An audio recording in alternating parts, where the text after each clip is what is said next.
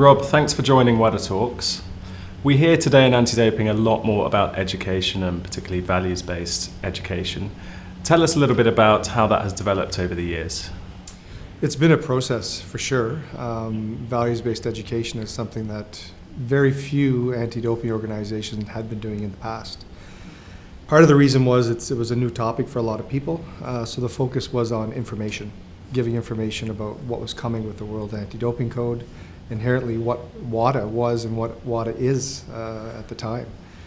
So as we move forward, we realized the importance of having values-based education, which really is prevention. And in any fields of where you're trying to detect something, where you're trying to minimize the risk or the prevalence of something, one of the most effective tools you can have is prevention. And prevention is surrounded by values-based education, where you're having a discussion why it's wrong, why it shouldn't be done, and how you can protect yourself against it. And I think moving forward, that's something that we need to do more of. WADA has advocated it. WADA continues to advocate it in the code, but simply not enough is being done globally in the fight against doping in sport when it comes to prevention. There is that distinction in the code between providing information and educating. What are the specific things, if you can pinpoint a few, that anti-doping organizations need to do? I think a lot of them are doing a lot of information.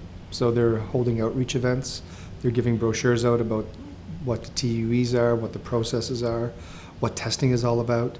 So they're hitting the core things related to doping control and to the rights of athletes when it comes to what happens if you test positive, what are the sanctions. And I think anti-doping organizations do that fairly well.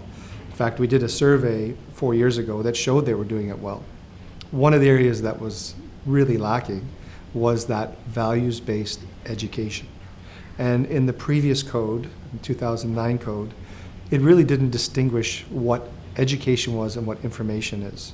And in this revised code in 2015, it really outlines what value-based education is and focuses on prevention and substantive education over the long term. And that's the key. Values-based education doesn't happen over one day. It's over long term and over several years, and more importantly, it needs to be measured to see if it's making a difference. Looking to research, how important is social science research in telling us the reasons why athletes dope? Research is extremely important. WADA since 2005 has invested in social science research. We've invested about $2.5 million in research, and that probably around 73 studies that we've done. And it's told us a lot. It's told us why athletes dope, so what are the reasons they dope, how and why they dope, where they are more likely to dope, and what the risks are associated. And we need to know that, all the reasons why athletes dope, when they're most vulnerable, so when you're a youth, when you return from injury, when you fail in an endeavor. So there's a lot of information we know, and that's what we need to back up and support what we're doing when we're trying to prevent it. Unless we know those things, we're never going to be able to prevent it. And we have a solid base, but now it's going out there and using social science research to actually measure, are we being effective? So it's fine to run a program, it's fine to have something in place, but we never evaluate it, we never to see if it's making a change. Where do we go? You've been involved in anti-doping and at WADA a number of years now. What progress have you seen during that time? I've seen significant progress in the rules. And when I say the rules around what we should be doing in terms of education. There has been, in the past, education wasn't a mandatory element in the code. Now it's a mandatory element. And if stakeholders are not carrying out education, there's compliance ramifications. That said, I think leaders need to invest more money. We invest a lot of money in testing, investigations, athlete biological passports. We plan for it. We do strategic plans for it. And it's done fairly well globally. But when we take the education element, it's an ad hoc, nice to do, nice feel approach. And that's where education experts need the support of their leaders to spend time in planning and spend time in making sure they're reaching the right target groups and having that plan implemented with the solid resources put behind it to make sure it makes a difference. Looking to WADA's Education Committee, you have former Olympic champion Edwin Moses as your chair. How much clout does someone of that stature bring to the table? Well, I mean, Edwin obviously is an icon in the world of sport. His name itself brings value and brings attention to the issue. But more importantly, Edwin's history brings, I think, more value to it, because in the early years, Edwin was a very, very outspoken about clean sport. And when he was in athletics, he was there making sure and fighting to ensure that whereabouts was coming into place, that a competition was being scheduled, and that athletes were being informed. So he was a strong advocate and continues to be a strong advocate. His leadership in the United States with the U.S. Anti-Doping Organization, with his representation on our executive, and he truly believes that prevention makes a difference. And when you have a chairman that is so passionate and believes in it, it goes miles for the movement.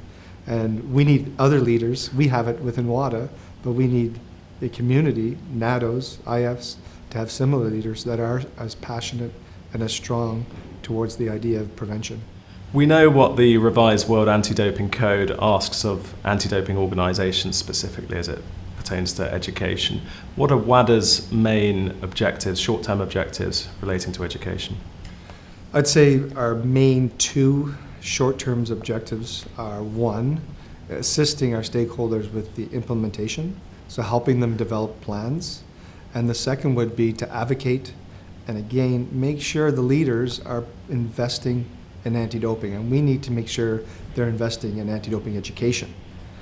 There's a huge discrepancy if you look at how much money is being put into testing and how much money is being put into anti-doping education. We need to find a balance here. Right now, there's no balance. And finding that balance, we believe that it will start to yield positive benefits, both to protect the clean athletes and to build trust in the system. Because if I know I'm standing in front of that finish line or standing in front of the start line, and I look around me and have confidence in the system because I have grown up about the same values of the people around me, then I'm more likely to think I'm competing on a level playing field. When we consider the influences that athletes face in modern day sport, the entourage is one we talk about a lot. Would you say the majority of athletes who dope do so by their own volition? The athletes have a very complex environment. And I think compared to everywhere else in society, they have so many people surrounding them. Ultimately, it's the athlete's decision. Ultimately, it's their decision to dope.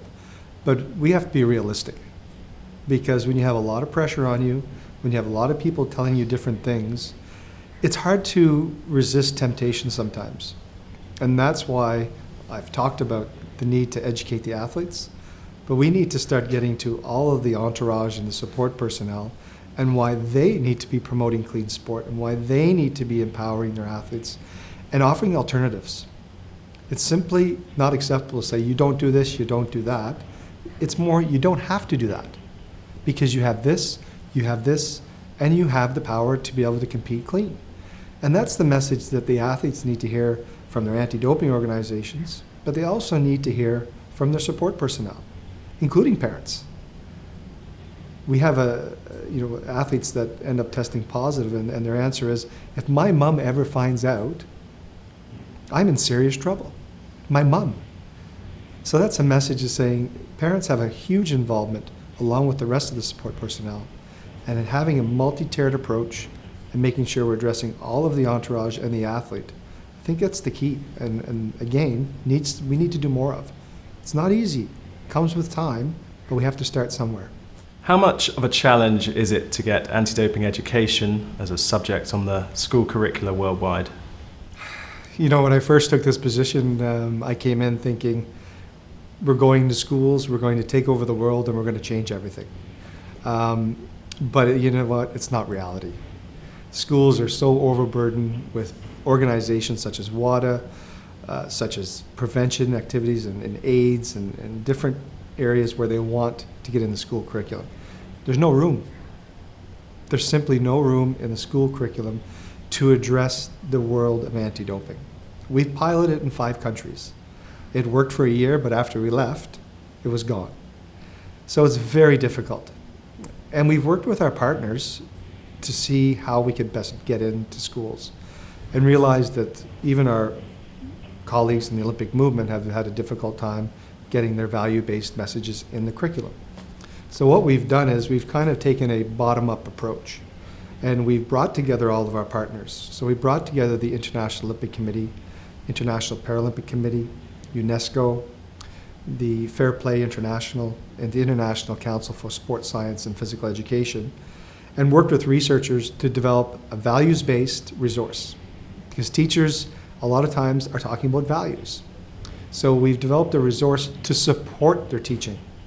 So if they want additional information on anti-doping, on the world of sport, and how they can give examples on why values in all of these areas are important, it supports what they're already teaching.